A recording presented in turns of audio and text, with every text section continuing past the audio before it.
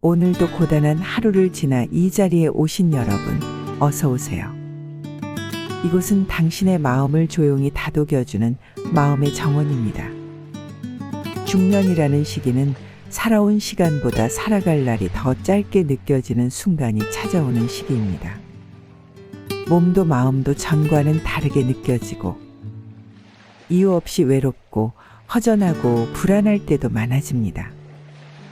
오늘은 그 중에서도 많은 분들이 공감하는 중년의 5가지 대표적인 고민에 대해 조심스럽고 따뜻한 위로의 말을 건네보려 합니다. 첫 번째, 건강 문제입니다. 내 몸이 예전 같지 않을 때, 예전엔 밤을 새워도 거뜬했는데, 이제는 한 번 피로가 오면 며칠이 가고, 조금만 무리해도 몸이 먼저 신호를 보내죠. 병원 검진 결과지를 바라보며 한숨 짓고, 의사 선생님의 말 한마디에 가슴이 철렁 내려앉는 나날이 있죠. 그래도 괜찮아요. 그동안 너무 잘 살아오셨어요. 몸이 보내는 작은 신호들조차 무시하고 가족 위해, 일터 위해 주변 사람들 챙기며 살아온 날들. 이제는 조금 자신을 돌보는 시간도 필요합니다.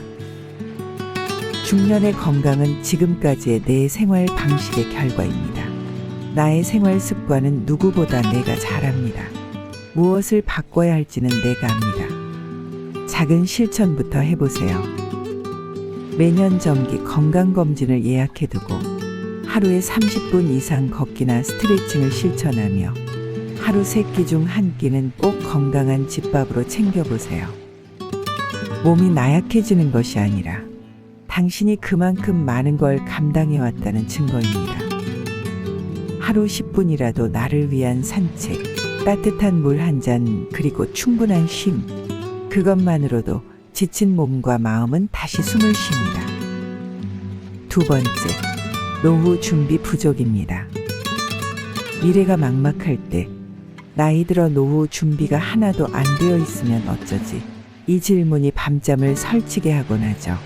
주변을 보면 집도 있고 연금도 꼬박꼬박 넣는 사람들이 부럽기만 합니다. 하지만 누구나 다 같은 속도로 준비하는 건 아니에요. 우리는 그동안 살아내느라 바빴습니다.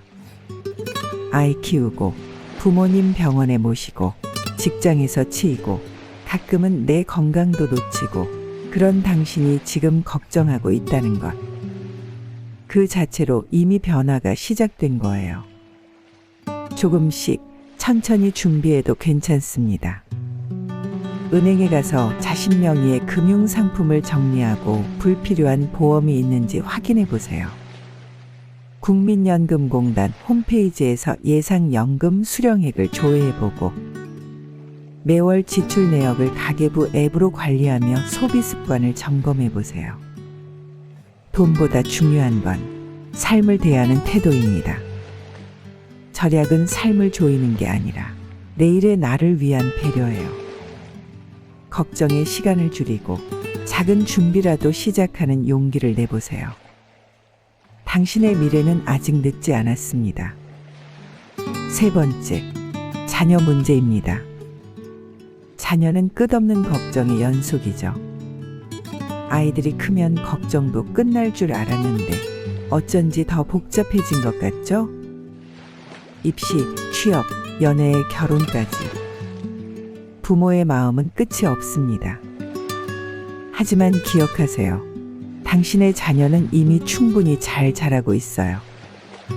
조금 더디더라도, 조금 돌아가더라도 그들도 자기 삶을 스스로 살아내는 법을 배우고 있는 중입니다. 우리는 도와줄 수는 있지만 그들의 인생을 대신 살아줄 수는 없어요. 자녀의 인생을 너무 미리 걱정하기보다 대화로 현재의 고민을 함께 나눠보세요. 자녀의 선택을 존중하고 조언할 때는 강요보다 공감의 말부터 건네보세요. 매달 1회는 자녀와 식사하거나 차를 마시며 마음을 나누는 시간을 가져보세요. 가끔은 손을 놓아주는 것이 진짜 사랑일 때도 있습니다. 그동안 얼마나 잘 키우셨습니까? 밤잠 못 이루며 열을 식혀주고 시험 전날 같이 걱정하고 첫 출근 날 늦지 않게 깨워준 그 시간들. 그 시간들이 자녀의 뿌리가 되었을 거예요. 이제는 믿고 기다려주세요. 사랑은 때때로 기다림이라는 모양으로도 존재하니까요. 네 번째, 직장 불안입니다. 회사에서 점점 목소리를 내기 어려워지고 회의 때 후배들 눈치를 보게 되고 괜히 말 한마디에 민감해지는 나.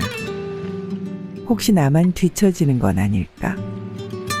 나 없이도 이 회사는 잘 돌아가지 않을까?